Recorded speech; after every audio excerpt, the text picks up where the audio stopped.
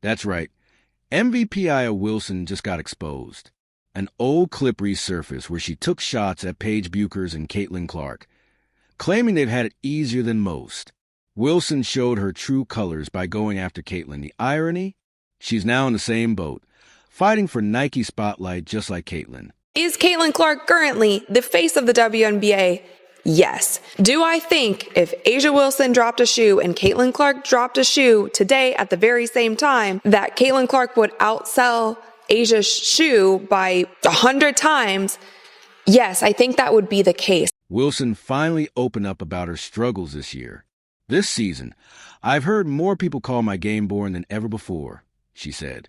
It gets exhausting showing up every day when people don't see your worth. But I know mine.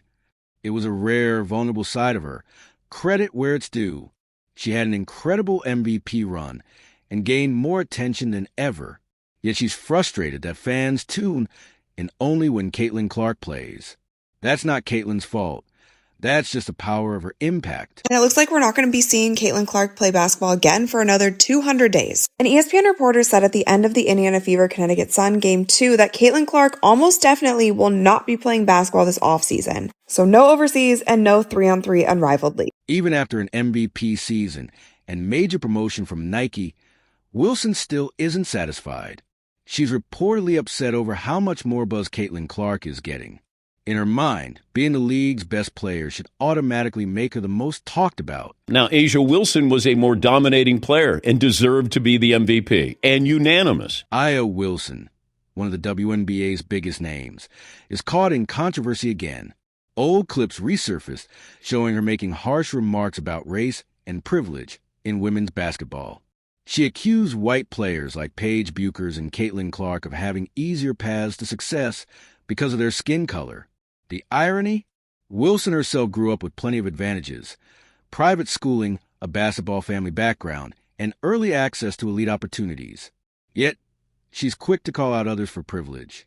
Paige Bueckers, still in college but already a national sensation, became one of Wilson's targets.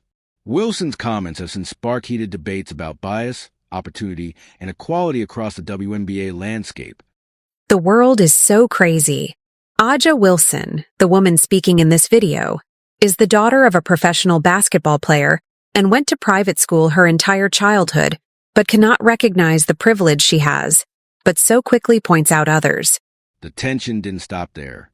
Reports claim Wilson also made cutting remarks about her own teammate, Kelsey Plum, a key piece of the Aces championship success. Wilson allegedly hinted that Plum had enjoyed certain privileges she hadn't.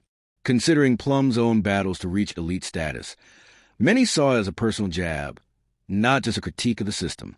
What could have been a locker room issue quickly turned into another controversy around Wilson's attitude. Luckily, I don't play for their approval. I play for God. I play for my teammates. I play for my coaching staff. I play for the people who support me, good game or bad in their opinion. So all that to say, I had a great summer, yeah. Then there's Caitlin Clark, the WNBA's brightest young star.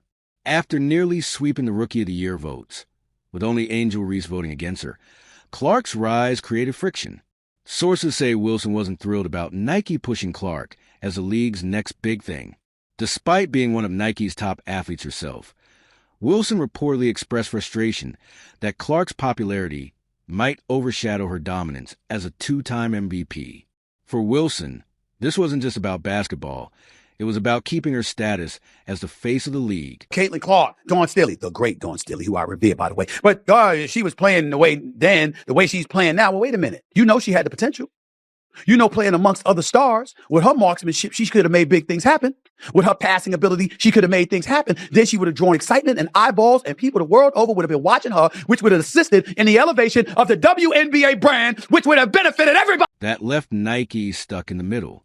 They had to walk a tightrope, honoring their loyalty to Wilson while also recognizing Clark's explosive marketability.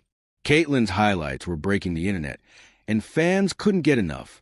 Nike couldn't ignore that kind of pull. When they dropped Clark's Rookie of the Year shirt, it sold out in under an hour. Proof that the hype was real and the demand unstoppable. Ways that I don't really listen to, honestly, because I'm in season. I have other things that we need to worry about than what other people have to say. Nike quickly realized Caitlin wasn't just an athlete. She was a phenomenon. Her charisma, skill, and crossover appeal made her a marketing dream. Still, Wilson's star power made it hard for Nike to completely shift focus.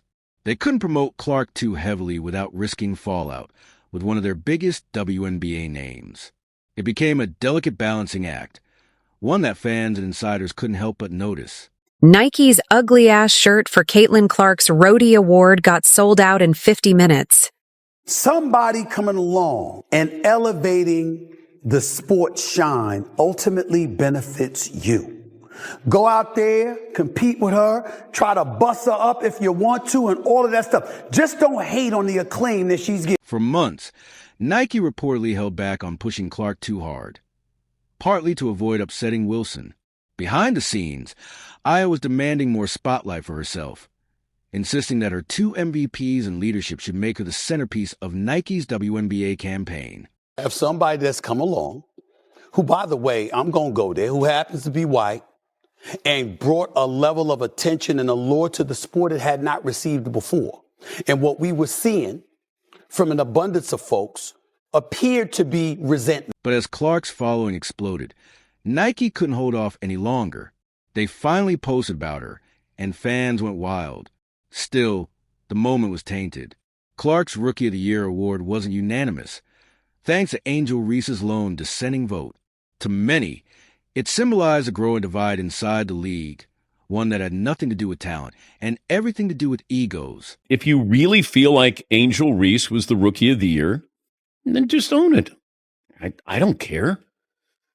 I don't think Caitlin Clark's going to care. Now, as Caitlin Clark's star power surges, the WNBA feels split. Fans are excited for her future. But behind the scenes, tension is building. Aya Wilson, once a unifying figure in the sport, is facing serious backlash. For Nike, the challenge is clear. How do you promote both players while keeping peace in a league that's suddenly divided by fame, race, and recognition? As Caitlin's popularity keeps rising and Aya fights to hold her ground, the next chapter of the WNBA is shaping up to be as dramatic off the court as it is on it. I don't agree with it. I thought she would be unanimous. I mean, it's not even close, because I said the most important person in the league is Caitlin Clark and should be a top 5, if not, it should have been a top 3 MVP. It's no secret that Aya Wilson isn't exactly a fan of Caitlin Clark. Despite Clark's undeniable talent and the massive viewership she's brought to women's basketball, she's become a lightning rod for criticism, with Aya often at the center of it. Many believe Wilson's comments stem from insecurity about her standing in the league and a desire to protect her status as its top figure. Others, however, defend her, arguing that she's raising valid concerns about race and privilege within the sport. For Caitlin, her Rookie of the Year victory and long-awaited recognition from Nike should have been pure celebration. But instead, it's complicated, falling just 1 vote short of a unanimous win and facing ongoing resistance from one of the league's biggest stars, has turned what should have been a shining moment into a reminder of the growing divide within the WNBA.